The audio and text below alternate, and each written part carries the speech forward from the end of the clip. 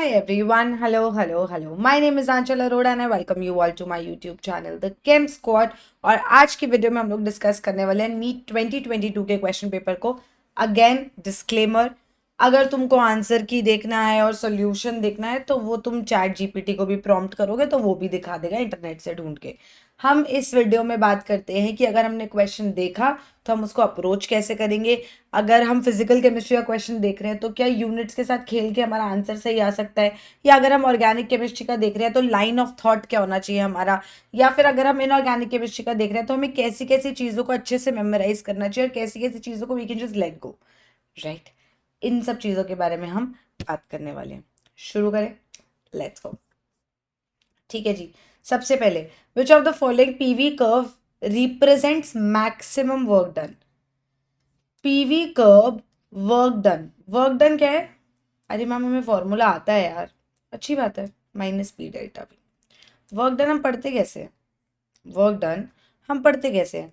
जब pressure versus volume का curve होता है ना, और उसमें जो एरिया अंडर द कर्व होता है वो हमें वर्क डन देता है। ठीक है, अब यहाँ पे कैसे कैसा वर्क डन की बात हो रही है? यहाँ पे isothermal process, isothermal isothermal isothermal, मतलब हर केस में टेम्परेचर कांस्टेंट है, हर केस में टेम्परेचर कांस्टेंट है। तो जिस भी केस में हमें एरिया अंडर द कर्व सबसे ज़्यादा दिख रहा है वहाँ पे वर्क डन सबसे ज़्यादा होगा। अब यहाँ पे देखिए वॉल्यूम कांस्टेंट है, राइट, तो चेंज इन वॉल्यूम जीरो हो जाएगी, तो यहाँ पे तो वर्क डन जीरो हो जाएगा। यहाँ पे एरिया अंडर द कर्व इतना है, यहाँ पे एरिया इतना है, और यहाँ पे एरिया इतना है। सिर्फ ये देखना था कि कहाँ पे एरिया अंडर द कर्व ज़्यादा है, आंसर आ जाएगा ऑप्शन 2। हमें फॉर्मूला आता है, सबको फॉर्मूला आता है, बहुत बढ़िया बात है, लेकिन ये चीज़ रिप्रेजेंट क्या करती है? ये चीज़ रिप्रेजेंट करती है कि अगर हम प्रेशर और वॉल्यूम का खेल खेलें तो जो भी उसका एरिया अंडर दैट कर्व होगा वो हमारा वर्क डन देगा। ठीक है जी। Next question, which amongst the following is not an aromatic compound. इनमें से कौन सी चीज एरोमेटिक नहीं है? क्वेश्चन तुम ना इतनी आराम से नहीं पढ़ते, जब पेपर में पढ़ते हो तो पढ़ते हो बहुत जल्दी जल्दी, तो कुछ चीजें जो ढंग से समझ के पढ़नी है, correct, incorrect, what ever, not what ever, ये डिफरेंस समझना बहुत ज़रूरी है, क्योंकि जल्दीबाजी में ये पहली गलती है।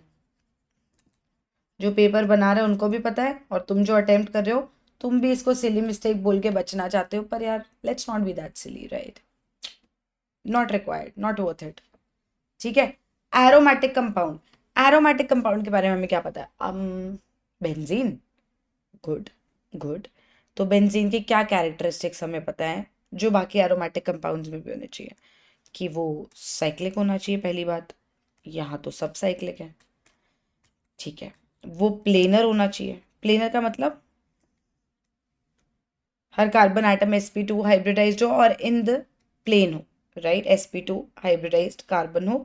अब ये कार्बन को अगर हम देखें हमें लगेगा कार्ब अनायन है, एक सेकेंड, sp3 तो नहीं है ये, क्योंकि CH3 माइनस sp3 हाइब्रिडाइज्ड है। बट ये जो नेगेटिव चार्ज है, मतलब ये जो इलेक्ट्रॉन्स है, ये रेजोनेंस में इन्वॉल्व है, ये रेजोनेंस में इन्वॉल्व है, और अगर ये रेजोनेंस में इन्वॉल्व है तो इस कार्बन के अराउंड भी डबल बॉन्ड आएगा। तो ये कार्बन भी in any of the resonating structures अगर sp2 हाइब्रिडाइज्ड है या प्लेनारिटी दिखा रहा है तो हम तो हाइब्रिड के अकॉर्डिंग चलते हैं, तो प्लेनर तो है ये भी। तो प्लेनर ये दिख रहा है, ये दिख रहा है, ये दिख रहा है, पर अगर इसकी शक्ल देखिए तो ये कार्बन एक बॉन्ड, दो बॉन्ड, तीन बॉन्ड, चार बॉन्ड, ये नॉन एरोमेटिक हो गया क्योंकि ये sp3 हाइब्रिडाइज्ड कार्बन है। गेम समझ आई? आगे चलते हैं। Next question, match list 1 with list 2। हमें कुछ हाइड्राइड्स दी हुई हैं। जब भी ऐसे कुछ हाइड्राइड्स दिए हो ना, पहले अपने दिमाग में सोच लो आयनिक कोवेलेंट का डिफरेंस तो नहीं पूछ रहा वो हमसे, ठीक है। और ये जो कोवेलेंट हाइड्राइड्स होगा इसमें हमने क्या क्या पढ़ा है? इलेक्ट्रॉन प्रिसाइज, इलेक्ट्रॉन डेफिशिएंट या electron rich.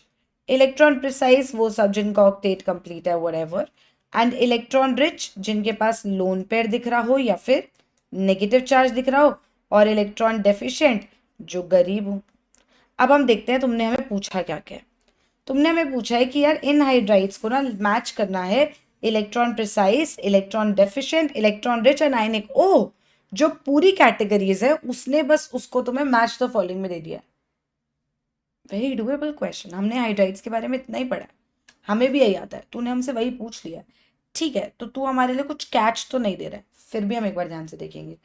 MgH2 magnesium hydride, magnesium group 2 element, hydrogen जो है उसके साथ वो बाइंड करेगा, मतलब उसके साथ बॉन्ड बनाएगा तो आयनिक बॉन्ड होगा, तो MgH2 आयनिक होगा। तो ए का 4 वाला कहाँ का है ऑप्शन? ना यहाँ है, ना यहाँ है, ना यहाँ है, सिर्फ यहाँ है।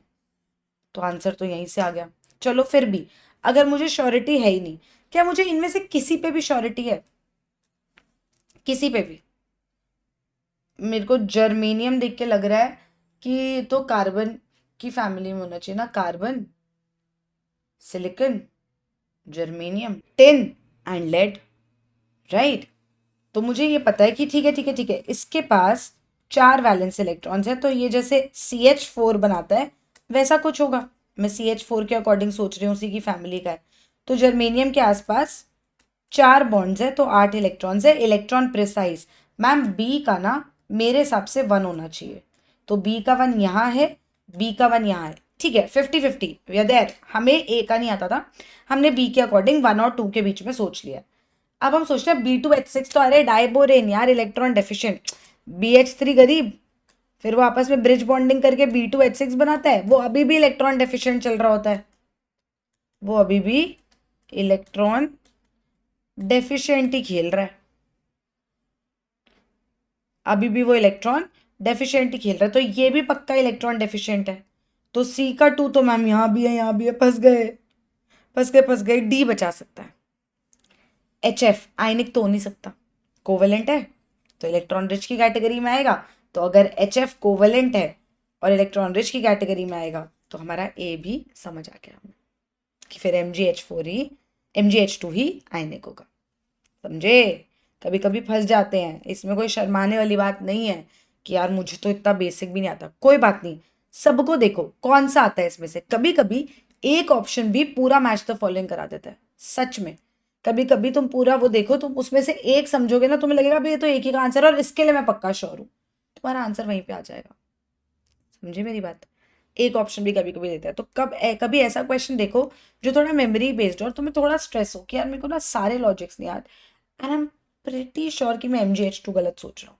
कोई बात नहीं, बाकी में से कुछ तो आता होगा। डाइबोरेन कहीं तो देखा होगा, ऑर्गेनिक में देखा हुआ है, पता है कि वो गरीब है, ऐसे सोचो ना। ठीक है, और germanium germanium GeH4 electron deficient, electron rich, electron precise. सोचो कौन सी फैमिली का है? कार्बन फैमिली का है, 4 बॉन्ड बना रहा है, 8 ही इलेक्ट्रॉन होंगे आसपास, प्रिसाइज खेलेगा। ऐसे सोचते हैं questions. Next, the IUPAC name of the complex this is. जब भी वो आपको ऐसे और ऐसे ब्रैकेट लिख के देना, तो आप एक बात तो गांठ मार लो कि इसमें न्यूट्रल कॉम्प्लेक्स तो नहीं है, मतलब ना तो इसका चार्ज 0 है ना तो इसका। ये वाला पार्ट कटायनिक पक्का होना चाहिए, ये वाला पार्ट अनायनिक पक्का होना चाहिए। मैंने नॉमेनक्लेचर आपको कराया कोऑर्डिनेशन कंपाउंड्स का, इसी चैनल पे है, तो मैं आपको ये चीज़ दोबारा दोबारा बता रही हूँ कि भाई ऐसे केस में ये बात याद रखना कि तुम जो मर्जी हिट एंड ट्रायल खेलो, इस पे कोई ना कोई पॉजिटिव चार्ज आना चाहिए, +1 +2 +3, इस पे कोई ना कोई नेगेटिव चार्ज आना ही चाहिए, तभी वो एक आयनिक स्पीशीज बना रहा है। अगर वो न्यूट्रल कॉम्प्लेक्स होता तो तुम्हें बस एक कॉम्प्लेक्स दिखता, फिर तुम्हें 2 कॉम्प्लेक्स ना दिखते।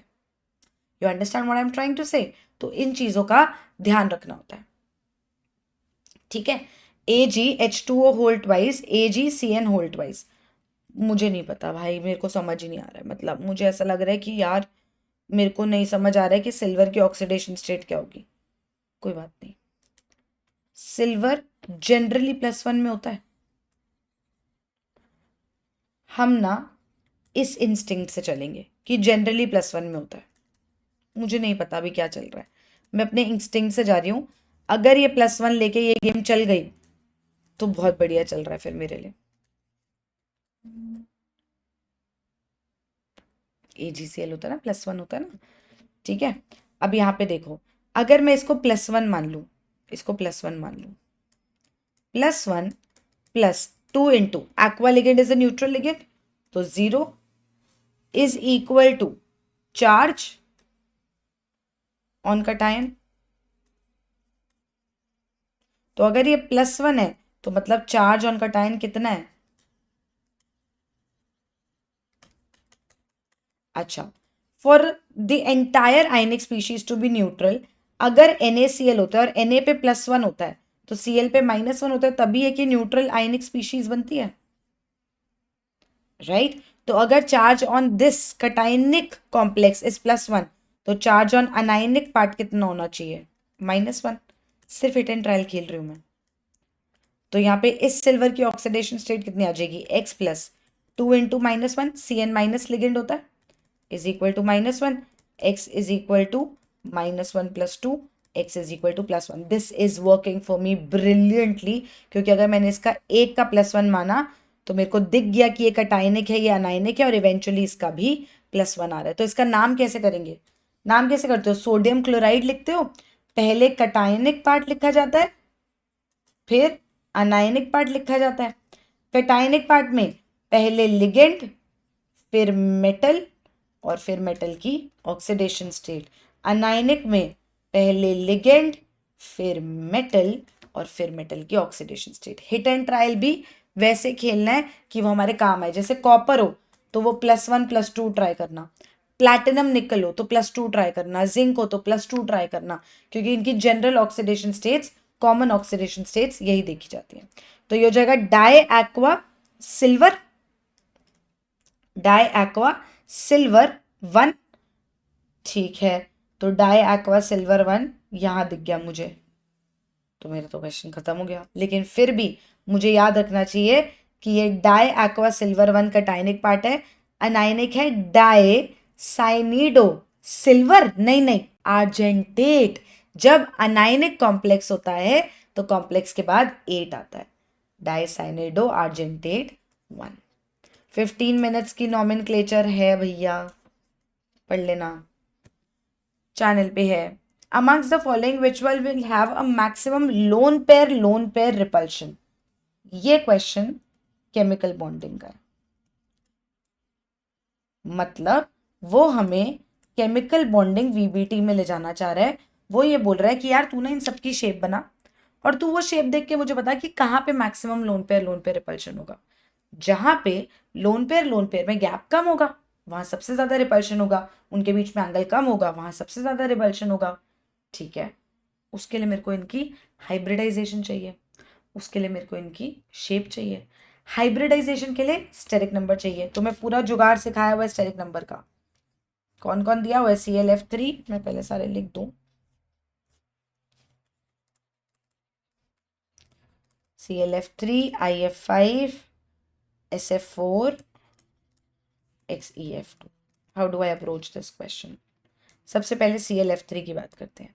कभी भी किसी भी चीज की हाइब्रिडाइजेशन निकालनी है, डायरेक्टली ना करना, रट्टेबाजी वाली चीज मत करना, स्टेरिक नंबर से शुरू करना।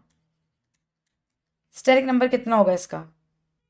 Half of valence electrons on the central atom, 7 central atom.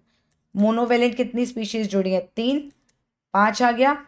sp3 d hybridisation, 5 is equal to lone pair plus sigma bond होता है। कितने लोन पेयर होंगे? सिग्मा बॉन्ड डिसाइड करेंगे। 3 फ्लोरीन जुड़े हैं तो 3 तो सिग्मा बॉन्ड है, तो लोन पेयर आ जाएंगे 5 minus number of sigma bonds 2, ठीक है जी। sp3 डिहाइब्रिडाइजेशन और 2 लोन पेयर, शेप कैसी होगी? लोन पेयर इक्वेटोरियल पोजीशंस पे आते हैं, फ्लोरीन पिकोफिलिसिटी दिखाता है, तो ये ऐसा होगा। इनके बीच में समवॉट थोड़ा थोड़ा 120 डिग्री के अराउंड एंगल होगा। IF5 की अगर मैं बात करूं, half of valence electrons 7, monovalent जुड़े हैं 5, हाइब्रिडाइजेशन आ जाएगी sp3d2 hybridisation. sp3d2 hybridisation steric number जो था वो 6 है इसका मतलब। अच्छा जी, 6 is equal to lone pair plus sigma bonds. कितने बॉन्ड्स बना रहे हैं सेंट्रल एटम? 5, तो 5 सिग्मा बॉन्ड्स है। लोन पेयर कितने हुए? एक। एक लोन पेयर है, तो लोन पेयर रिपल्शन की बात होगी क्या यहाँ पे? इसलिए बोली थी रट्टे मत मारो। उसने lone pair bond pair repulsion नहीं बोला है, उसने लोन पेयर रिपल्शन बोला है, तो ये तो ऑप्शन में ही नहीं आ सकता। IF5 तो वो ऑप्शन में इसलिए लिख रहे हैं ताकि वो हमें जज कर पाए कि हमें कितनी चीजें समझ आती है। SF4 half of 6 valence electrons 4 monovalent जुड़े हैं, हाइब्रिडाइजेशन आ गई sp3d, स्टेरिक नंबर आ गया 5। 5 is equal to lone pair plus sigma bond होता है। कितने बॉन्ड्स बना रहा है? 4। लोन पेयर कितने आ गए? 1। लोन पेयर रिपल्शन की बात कर क्यों रहे हैं हम यहाँ पे? ना यहाँ कर पाएंगे ना यहाँ कर पाएंगे। XCF2 में देख लेते हैं। जब एक ही लोन पेयर है तो लोन पेयर रिपल्शन कैसे हो सकता है? Steric number half of 8 valence electrons 2 monovalent जुड़े हैं, sp3d hybridisation. 5 is equal to lone pair plus sigma bonds. 2 bond बना रहे फ्लोरीन के साथ, तो लोन पेयर आ गए 3। शेप कैसी आएगी? इक्वेटोरियल पोजीशन पे लोन पेयर, लीनियर लीनियर हो जाएगा ये। तो अब हमारे पास 2 चीजें आ गई। एक है कहाँ पे? ClF3, और एक है XeF2। हाँ जी, कहाँ लोन पेयर रिपल्शन ज्यादा होगी? जहां पे ज्यादा लोन पेयर है वहां पे उनकी रिपल्शंस भी ज्यादा होंगी। Next question, which of the following statement is not correct about diborane? Diborane की कथा देखते हैं। कथा पढ़ा रही हूँ वैसे तो, P ब्लॉक में है पूरी कथा, पर कथा पढ़ाऊंगी देखो, ऐसे ही नहीं, रट्टा वाला नहीं अप्रोच कराऊंगी। BH3 होता है एक, दूसरा BH3 होता है। अपने अपने घर में खुश नहीं है क्योंकि इसके आसपास भी 6 इलेक्ट्रॉन्स हैं, इसके आसपास भी 6 इलेक्ट्रॉन्स हैं। रिकॉल करा रही हूँ पूरी स्टोरी, अगर चाहिए सो सॉरी, तो कमेंट सेक्शन में बता देना, मैं पूरी कहानी तुम्हें बता दूंगी। ये लोग आपस में ब्रिज बॉन्डिंग करते हैं।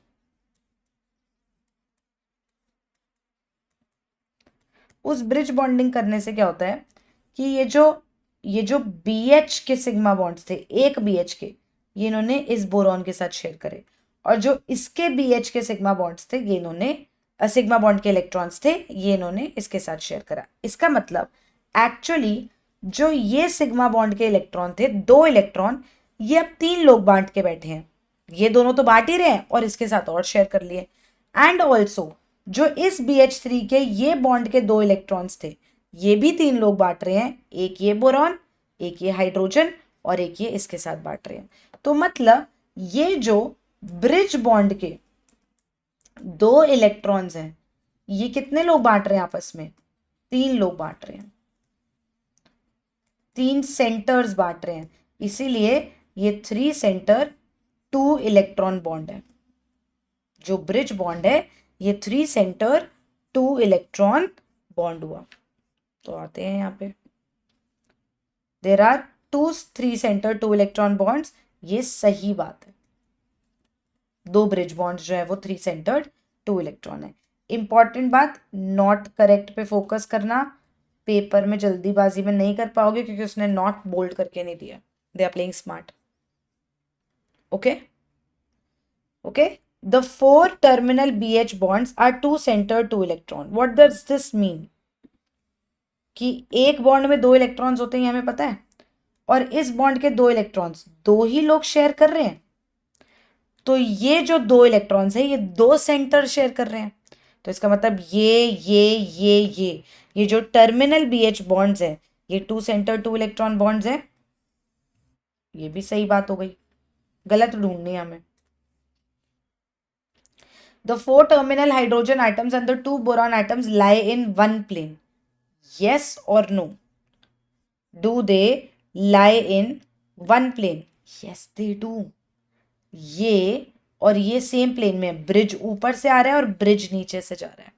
जो 2 बोरॉन है, ये रहे वो 2 बोरॉन, इधर से रुको तो मैं दिख रही हूँ, हाँ ये रहे वो 2 बोरॉन, इधर से एक बॉन्ड, इधर से दूसरा bond, something like this, something like this. ठीक है, ये बोरॉन है, ये दो बॉन्ड्स है, ये तीनों चीजें सेम प्लेन में है। ऐसे ही उस तरफ का बोरॉन और दो बॉन्ड्स, ये तीनों चीजें सेम प्लेन में है। तो ये सब एक प्लेन में है। एक ब्रिज ऐसे ऊपर से जा रहा है और एक ब्रिज ऐसे नीचे से आ रहा है, तो they are in the same plane. ये भी सही बात है। और यहाँ पे क्या बोरॉन एटम्स sp2 हाइब्रिडाइज्ड है, देखते हैं। नंबर ऑफ सिग्मा बॉन्ड्स गिन के पता चल जाती है hybridisation. 1 sigma, 2 sigma, 3 sigma, 4 sigma. sp3 hybridised ये भी है। 1 sigma, 2 sigma, 3 and 4, sp3 hybridised ये भी है। ठीक है जी, तो ये वाली बात गलत हो गई। Next question, let's go. 1 second, page add कर लें। हाँ जी, the boiling points of aldehydes and ketones are higher than hydrocarbons of comparable molecular masses because of weak molecular association in aldehydes and ketones. समझना मेरी बात। इस question का अगर तुमने जल्दीबाजी में सिर्फ इतना पार्ट पढ़ा,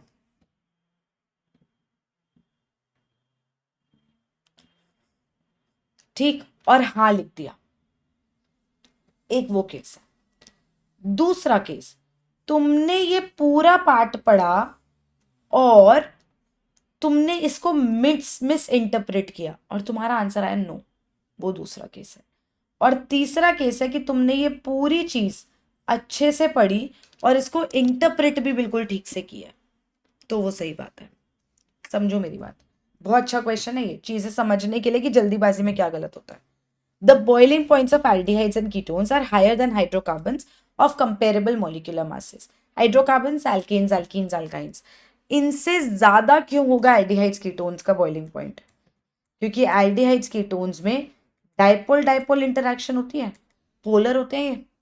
तो अगर ये पोलर हैं तो इनमें डाइपोल डाइपोल इंटरैक्शंस होती हैं, intermolecular forces which are stronger than the van der Waals interactions in alkanes, alkenes, alkynes। तो ये सही बात है कि इनका बॉइलिंग पॉइंट अपने कंपेरेबल मास वाले एल्केन, एल्कीन, एल्काइन से ज्यादा होना चाहिए, क्योंकि इनमें बेटर फोर्सेस ऑफ अट्रैक्शन है। जितने अच्छे फोर्सेस ऑफ अट्रैक्शन होंगे उतना वो पास पास रहेंगे, उतना उनको दूर करने के लिए, और गैस बनाने के लिए ज्यादा एनर्जी देनी पड़ेगी और उतना बॉइलिंग पॉइंट ज्यादा होगा। तो इसका मतलब जहां फोर्सेस ऑफ अट्रैक्शन बेटर होते हैं वहां मॉलिक्यूल्स पास पास होते हैं, उन्हें दूर करने के लिए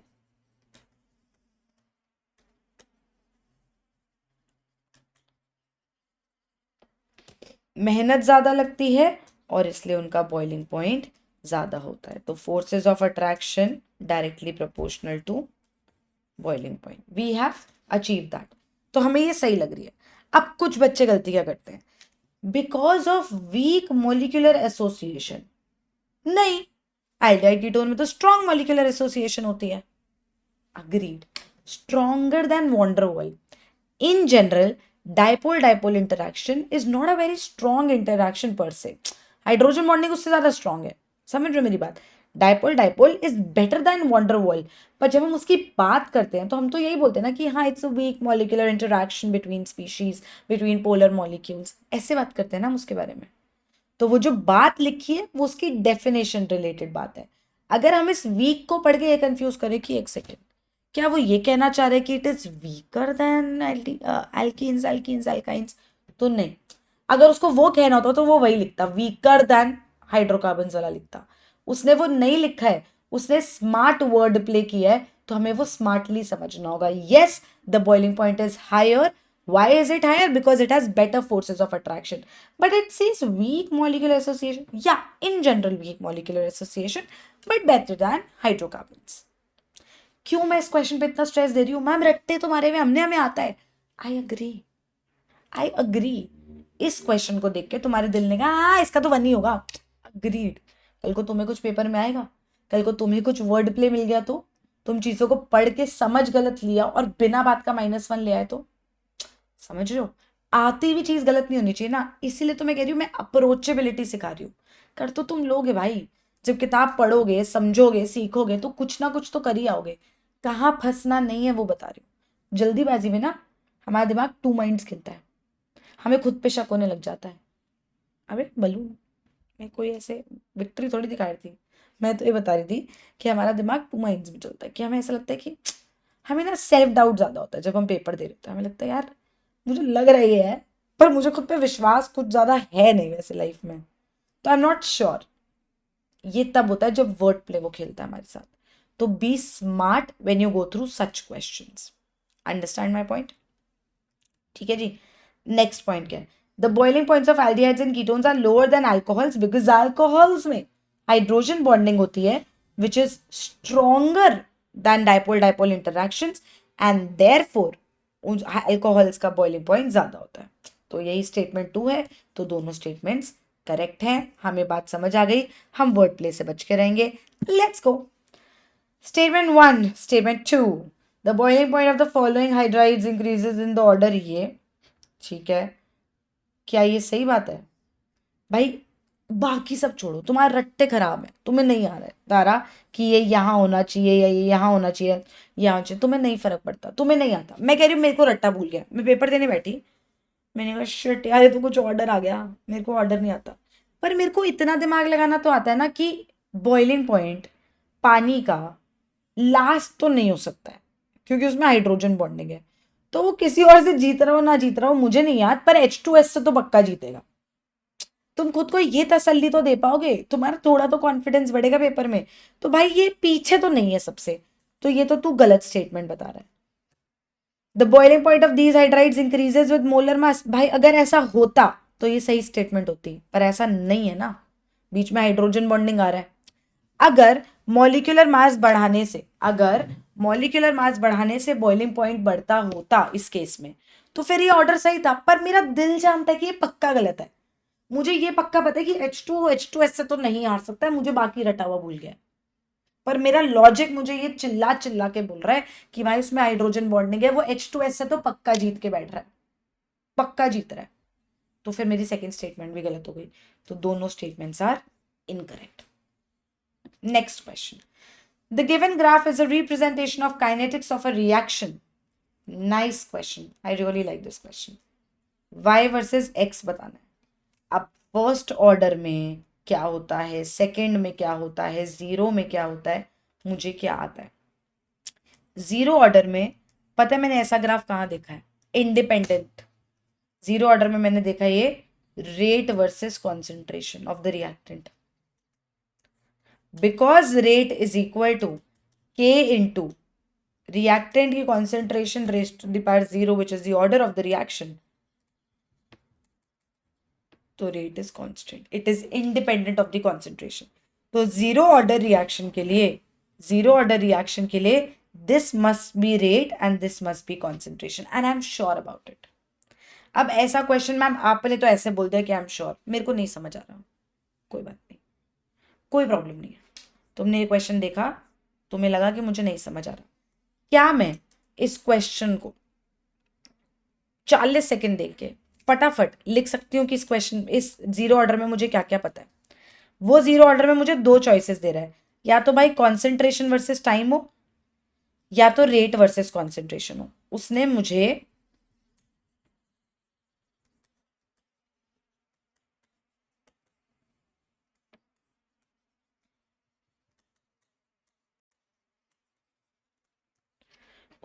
दो चॉइसेस दिए, या तो कॉन्सेंट्रेशन वर्सेस टाइम हो या तो रेट वर्सेस कॉन्सेंट्रेशन। मैं इन दोनों के बारे में सोचूंगी, दोनों के बारे में। मेरे को लगता है कॉन्सेंट्रेशन वर्सेस टाइम अगर मैं प्लॉट करूं जीरो ऑर्डर रिएक्शन के लिए ए वर्सेस टी, तो मुझे इंटीग्रेटेड रेट इक्वेशन आनी चाहिए। पहुंचते हैं वहां पे, मैं तुम्हें वो भी डिराइव करके दिखा रही हूँ, बट आई एम श्योर कि तब तक तुम इतने न्यूमेरिकल्स कर चुके होगे कि तुम्हें ये वाली चीज थोड़ी बहुत याद होगी। नहीं होगी तो 40 सेकंड हाथ चलाओ फटाफट, डरने की बजाय और वो 20 सेकंड वेस्ट करने की बजाय ना हाथ चलाना शुरू कर देना कि तूने हमें जीरो ऑर्डर दिया, या तो ये हो सकता है या तो ये, मैं दोनों की इक्वेशन से ग्राफ तक पहुंचता हूँ। Give yourself 40 seconds, don't waste those 10-15 seconds solve करने में। पेपर के बाद सल्व करना, आराम से करना, पेपर में बी वेरी फोकस्ड कि मुझे नहीं समझ आ रहा है, शिट मेरे हाथ पैर फूल रहे, कोई बात नहीं, क्या क्या दिया तूने मुझे क्या इनके ग्राफ बनाने आते हैं, चल शुरू से शुरू करते हैं। हमेशा that saves time, that saves energy, that gets you out of that pity mode कि अरे मुझे तो नहीं आता, मेरे को तो नहीं होएगा मुझसे, that gets you out of it, snap out of it, start doing the work, हो जाएगा। ठीक है, तो मुझे याद नहीं आ रहा है अब, लेकिन मुझे ये पता है कि यहाँ पे क्या होना चाहिए था, के, तो that implies D A is equal to minus K D T. अगर मैं इसको इंटीग्रेट करूँ तो मुझे पता है ये ए नॉट से ए जाएगा, ये जीरो से टी जाएगा, initial concentration final concentration time T zero time T, तो ये A minus A naught is equal to minus K T हो जाएगा। That implies A is equal to A naught minus K T. तो ma'am अगर मैं A versus T plot करूं तो मेरे को ग्राफ ऐसा दिख रहा है, तो इसका मतलब इसका आंसर क्या है, रेट वर्सेस कॉन्सेंट्रेशन।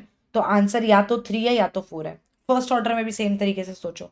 मुझे क्या आता है, मुझे क्या आता है यार, मुझे टी हाफ का फॉर्मूला आता है, टी हाफ होता है 0.693 तो मतलब टी हाफ कांस्टेंट है। अगर टी हाफ कांस्टेंट है तो मतलब वो कॉन्सेंट्रेशन पे डिपेंड नहीं कर रहा है, तो इसका मतलब मेरा आंसर 3 है।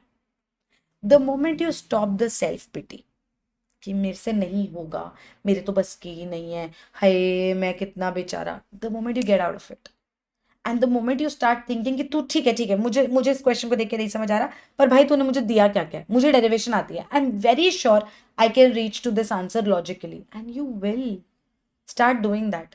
देर आर मिलियंस ऑफ टाइम्स जब आप पेपर में बैठे होते हो, आप मॉक टेस्ट में बैठे होते हो, आपको एकदम से फॉर्मूला नहीं क्लिक करता है, पर अगर आपने लॉजिकली उस फॉर्मूले को अप्रोच करना सीखा होता है ना, अगर आप चीजें सीखते हो ना, तो दे स्टे विद यू, फिर आप उसको तुरंत डिराइव भी कर लेते हो। कोई भी चैप्टर का हो, वो इक्विलिब्रियम हो, काइनेटिक्स हो, कुछ भी हो, आप वहां तक पहुंच जाओगे।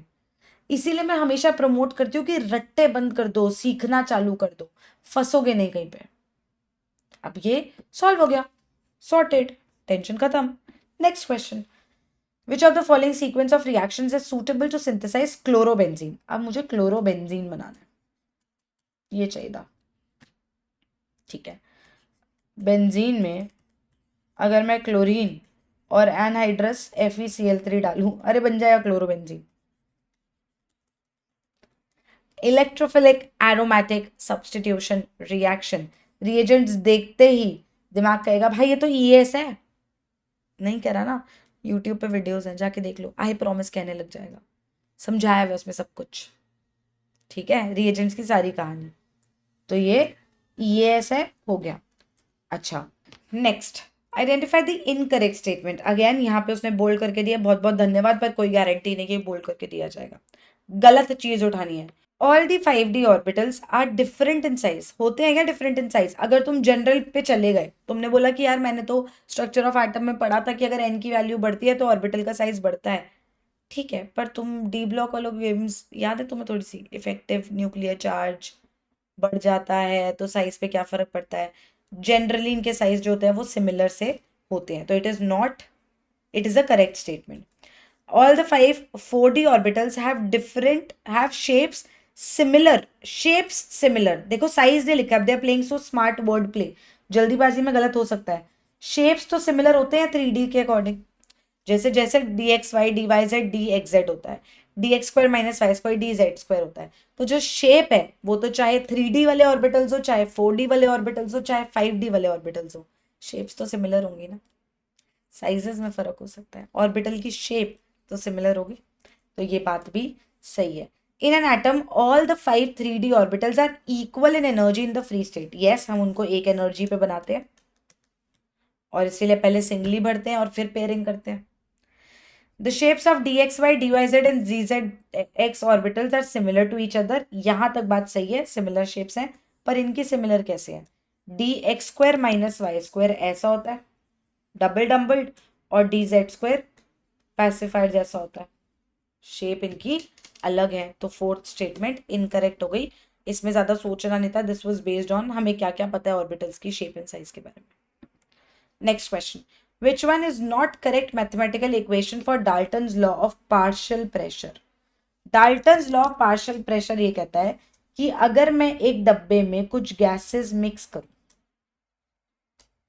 और वो नॉन रिएक्टिव, तो the total pressure would be equal to the sum of partial pressures. The total pressure would be equal to the sum of partial pressures. ठीक है, तो अगर तीन गैसेस है तो total pressure would be equal to the sum of partial pressure. Again मैं आपको फिर से बताना चाहूँ, नॉट करेक्ट लिखा है तो ये तो करेक्ट है, ये आंसर नहीं हो सकता है. ठीक है, तो अगर वो लिख रहे हैं P is equal to P1 plus P2 plus P3, P1 को मैं क्या लिख सकती हूँ, मुझे पता है PV is equal to NRT होता है. P1 is equal to P1 into V is equal to N1 into R into T. समझिए मेरी बात. क्योंकि नंबर ऑफ मोल्स अलग होने से ही प्रेशर अलग है, वॉल्यूम ऑफ द कंटेनर तो सेम है. ये एक फिक्स्ड वॉल्यूम का कंटेनर है, तो सब गैसेस के लिए वॉल्यूम है. गैस की अपनी वॉल्यूम नहीं होती ना. अब वो गैस को अगर मैं इस कमरे में बंद करूँ तो वो ये पूरी वॉल्यूम ले लेगी, और अगर मैं उसको छोटू से डब्बे में बंद करूँ तो वो उतनी वॉल्यूम ले लेगी. राइट, तो वॉल्यूम फिक्स्ड है पर नंबर ऑफ मोल्स अलग हैं. तो मैं P1 को लिख सकती हूँ N1RT/V. ऐसे ही P2 को लिख सकती हूँ N2RT/V.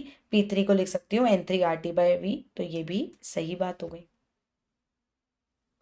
ठीक है, अच्छा P1/P टोटल क्या लिख सकती हूँ मैं, समझिए मेरी बात.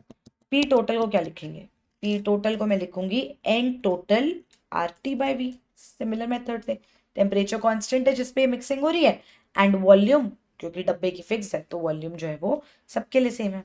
लिख सकती हूँ ऐसे, N total would be because of तीनों gases N1 plus N2 plus N3. ठीक है जी. अगर मैं लिखूं कि P1/P टोटल क्या होगा तो आप क्या बोलोगे कि ma'am N1RT/V divided by N total RT/V. RT से RT गया, V से V गया. That implies P1/P total is equal to N1/N total. Number of moles of a particular species upon total number of moles क्या होता है, it is equal to the mole fraction of that species. तो P1 is equal to mole fraction of the first gas into P total लिख सकते हैं. लिख के दिखाती हूँ, इसको उधर मल्टीप्लाई कर सकते हैं. तो ये सही है बात, तो इसका मतलब ये गलत है बात. आ गया answer. Next, the acidic strength of monosubstituted nitrophenol is higher than phenol because of electron withdrawing nitro group. समझते हैं. मोनोसब्स्टिट्यूटेड नाइट्रोफिनॉल, फिनॉल है, ये नाइट्रोफिनॉल है. ठीक है, अब वो कह रहे हैं ये नाइट्रोफिनॉल कहीं भी हो सकता है. ये ऑर्थो हो सकता है बेटा, ये मेटा हो सकता है, या फिर ये पैरा हो सकता है. वो कह रहा है इररिस्पेक्टिव ऑफ द केस, कोई सी भी मोनोसब्स्टिट्यूटेड नाइट्रोफिनॉल ले लो, उसकी एसिडिक स्ट्रेंथ फिनॉल से ज्यादा होगी. एसिडिक स्ट्रेंथ कैसे देखते हैं, डायरेक्टली रट्टे मारते हैं? नहीं, लॉजिक से जाएं तो सबसे पहले उनका कॉन्जुगेट बेस बनाते हैं. तो इनका कॉन्जुगेट बेस बना लेते हैं.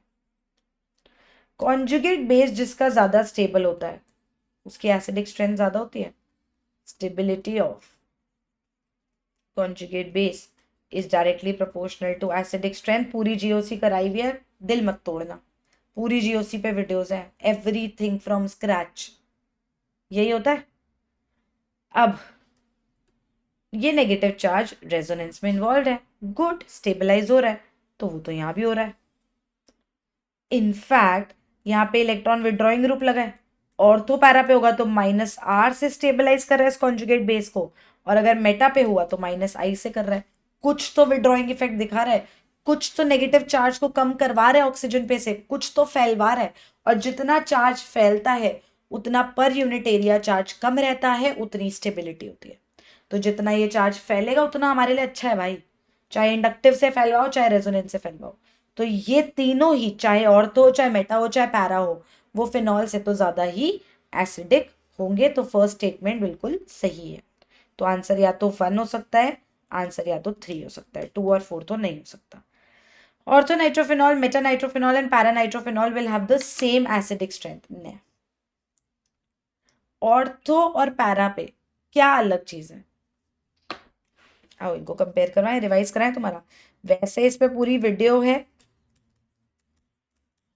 तो मैं तो भैया यहाँ यही डिस्क्लेमर दूंगी कि वीडियो देखो, क्योंकि इसको मैंने इतने अच्छे से समझाया वहाँ पे, और मैं तो चाहूंगी ना कि मेरी वो वीडियो देखो, तुम थोड़ा और सीखो। जब इनके कॉन्जुगेट बेस बनाए, तो मैं तुम्हें ऑर्डर बता देती हूँ कि यहाँ पे minus I effect, minus R, फिर भी पैरा नाइट्रोफिनॉल ज्यादा एसिडिक है ऑर्थो नाइट्रोफिनॉल से, जो ज्यादा एसिडिक है मेटा नाइट्रोफिनॉल से। वाई के लिए वॉच द वीडियो।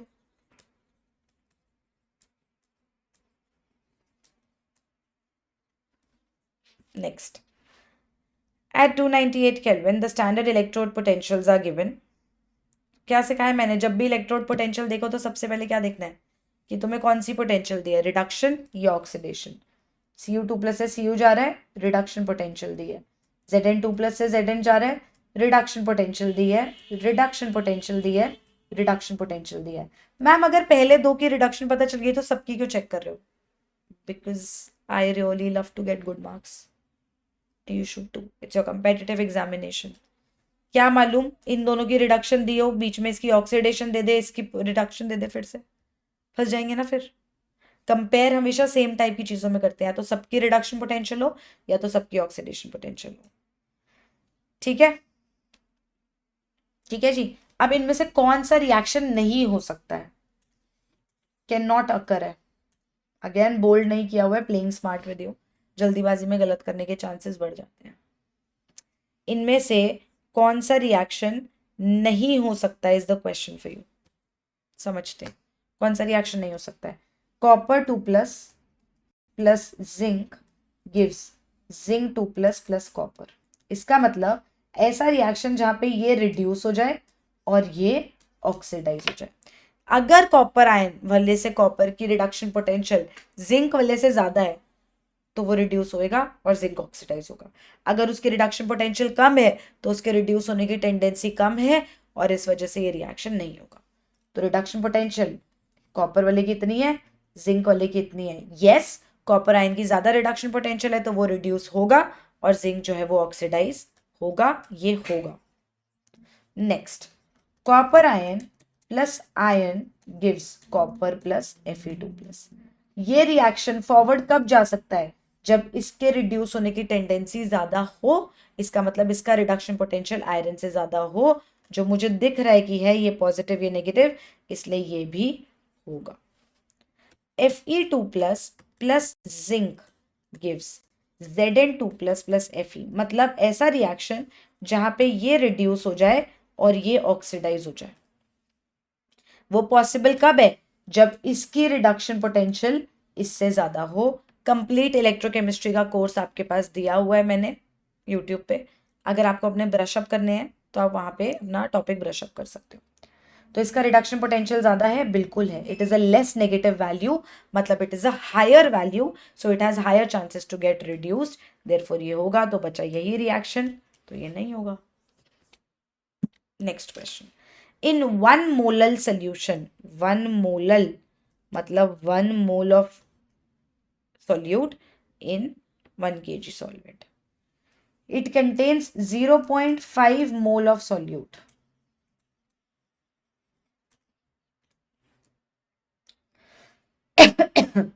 तो हमें kg ऑफ सॉल्वेंट पे जाना है, तो आंसर ये और ये तो नहीं हो सकता।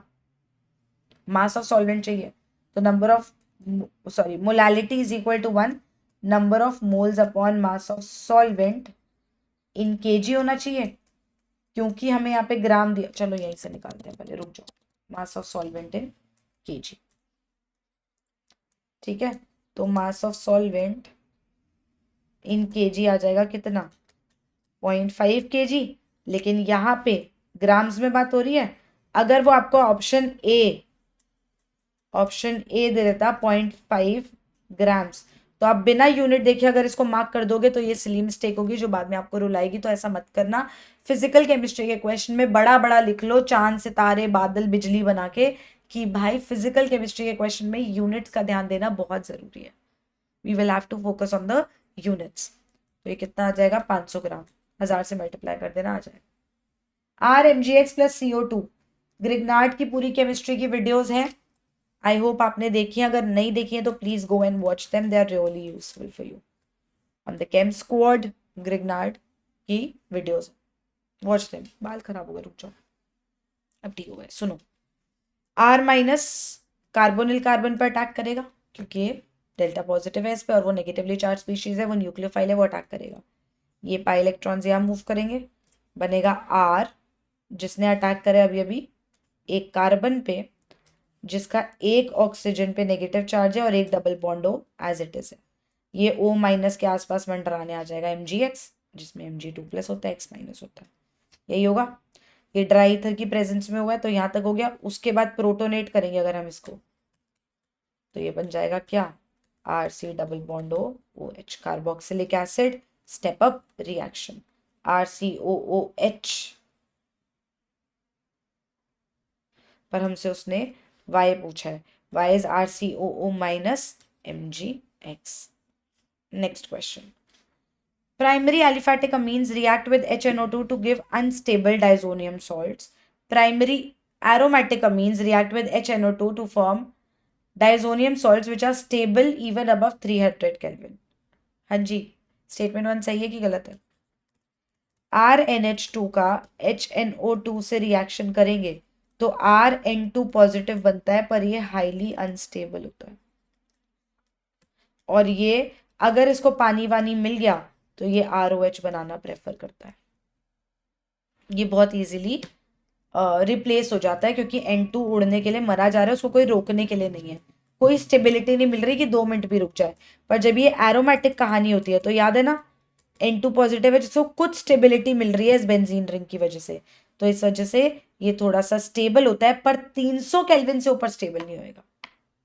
इतना स्टेबल नहीं होता। कब स्टेबल होता है? 0 to 5 डिग्री सेल्सियस, मतलब 273 केल्विन टू 278 केल्विन तक स्टेबल होता है आइस कोल्ड कंडीशंस में। एंड देयरफॉर 300 केल्विन से ऊपर तो ये भी स्टेबल नहीं होगा। तो statement 1 is correct but 2 is incorrect.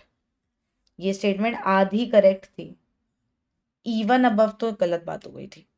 Stable होता है उसके कंपैरिजन में but only in ice cold conditions, और प्राइमरी वाला तो आइस कोल्ड में भी नहीं होता। नेक्स्ट, इसको देखो, I love this question.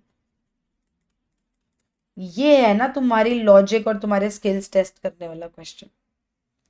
What mass of 95% pure calcium carbonate will be required to neutralize this in the following reaction? यहाँ पे टाइट्रेशन भी है, यहाँ पे परसेंटेज प्योरिटी भी है, तो ये मोल कॉन्सेप्ट के 2 मेजर टॉपिक्स तो यहाँ पे हैं, इसलिए आई लाइक दिस क्वेश्चन। हाँ जी, लास्ट वीडियो 2023 वाले पेपर में क्या बताया था मैंने कि परसेंटेज प्योरिटी पे क्वेश्चन आता है, लेकिन 3 टाइप के ही सवाल बनते हैं, या तो वो रिएक्टेंट को देगा या प्रोडक्ट को देगा, कुछ ना कुछ करेगा। तीनों टाइप के सवाल द केम स्क्वाड चैनल पे आपको मिलेंगे मूल कॉन्सेप्ट में, and they would really help you कि 3 ही वेराइटी ऑफ क्वेश्चंस होते हैं, उन 3 वेराइटी के साथ डील कैसे करना है। उनमें से ये एक बहुत अच्छी वेराइटी आई है जिसमें भाई वो हमें परसेंटेज प्योरिटी का क्वेश्चन दे रहा है बट टाइट्रेशन इंक्लूड करके। बहुत अच्छा क्वेश्चन है। क्या तुम्हें याद है कि प्योर पार्ट रिएक्ट करता है बस? तो मतलब मैं इससे ये निकाल सकती हूं कि कितना calcium carbonate reacted, I can find that out, है ना। अगर दो चीजें रिएक्ट करती हैं तो क्या पक्का इक्वल होता है? पक्का ये चीज तो इन दोनों की पक्का इक्वल होगी, मोल्स, ग्राम इक्विवेलेंस। तो अगर दो चीजें रिएक्ट कर रही हैं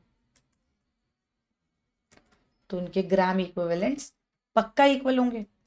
ग्राम इक्विवेलेंट्स के 4 फॉर्मूले कराए हैं मैंने आपको, molarity into volume into n factor, normality into volume, given mass upon equivalent mass, and number of moles into n factor. चारों फॉर्मूला है। यहाँ पे कौन सा लगेगा? मोलारिटी दी है, वॉल्यूम दी है, तो HCl के केस में फॉर्मूला लगेगा molarity into volume into n factor. इसका एन फैक्टर 1 होता है। मोलारिटी, वॉल्यूम कितनी दी थी sorry, into volume, volume litre में होनी चाहिए, इंटू एन फैक्टर, एक H+ दे सकता है ये। कैल्शियम कार्बोनेट, इसका एन फैक्टर 2 और number of moles into n factor 2। इसके लिए फॉर्मूला क्यों लगाया? क्योंकि मुझे इसका मास चाहिए, तो मोल्स आ गया तो मास आ ही जाएगा, तो 0.5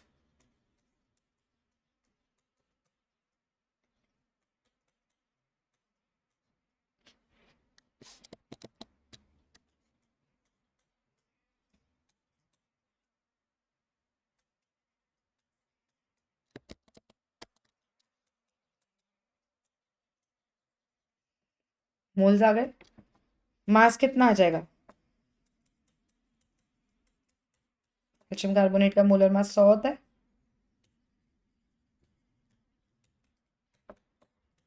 तो this is the mass of calcium carbonate that actually reacted. और आप देखना वन ऑफ द ऑप्शंस ये है, ऑप्शन 1 है इनफैक्ट, पर ये आंसर नहीं है।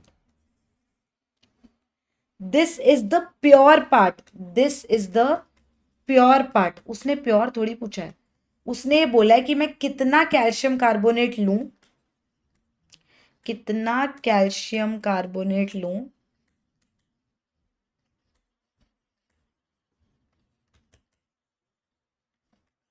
मतलब कितना अमाउंट लेना है, मतलब 95% प्योरिटी है। 95% of what is this 1.25? We have done such questions, these questions are really interesting and really amazing. X आ जाएगा, सॉल्व करोगे आंसर आ जाएगा, सॉल्व करोगे तो आंसर आ जाएगा।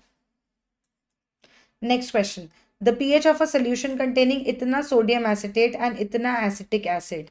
क्या क्या है सोल्यूशन में? पूरा इक्विलिब्रियम कराया, दिल मत तोड़ना। आयनिक इक्विलिब्रियम स्क्रैच से कराया, टिप्स एंड ट्रिक्स दिए, सब कुछ बताया। प्लीज वो वीडियोस जाके देखो यार प्लीज। ये इतना मक्खन क्वेश्चन है कि इसमें उसने एक वीक एसिड दिया है और उसका सॉल्ट दिया है with a strong base.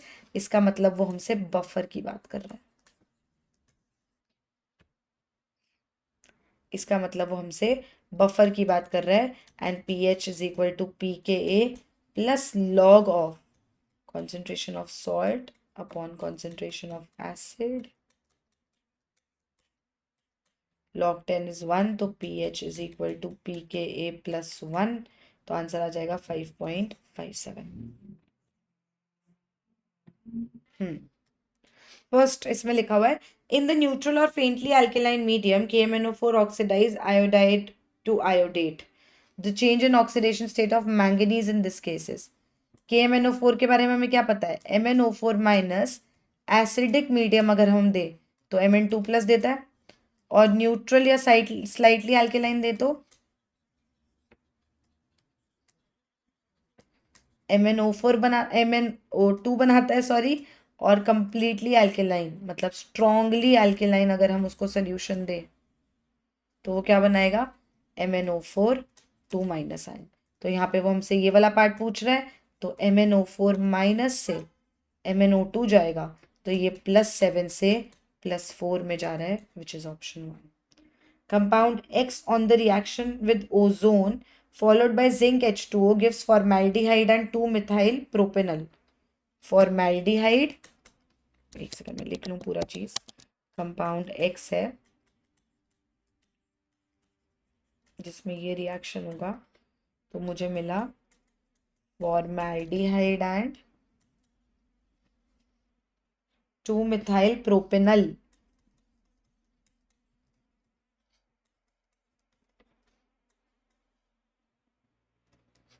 Two methyl propanal. तो कंपाउंड क्या होगा? कैसे करना सिखाया मैंने आपको? ये ओजोनोलिसिस है जिसमें पाई बॉन्ड टूटता है। जब कोई पाई बॉन्ड टूटता है तो इसका भी डबल बॉन्ड हो, इसका भी डबल बॉन्ड हो बनता है, जोड़ने के लिए इनको पास ले आते हैं, सिंपल मेथड।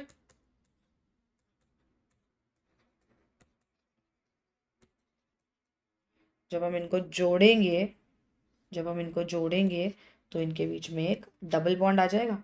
तो मतलब मुझे ओहो नेमिंग करके बतानी है, इवन बेटर।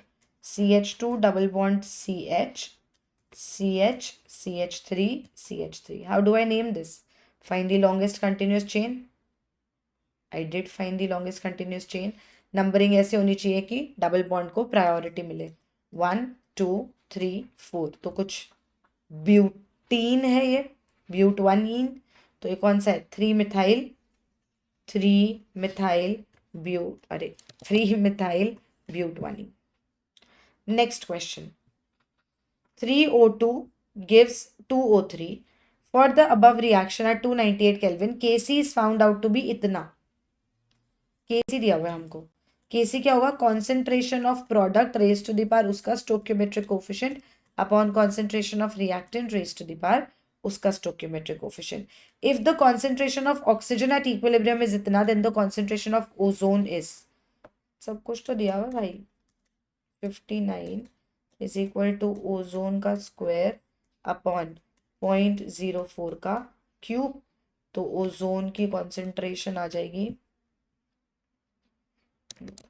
नेक्स्ट पेज पे करें,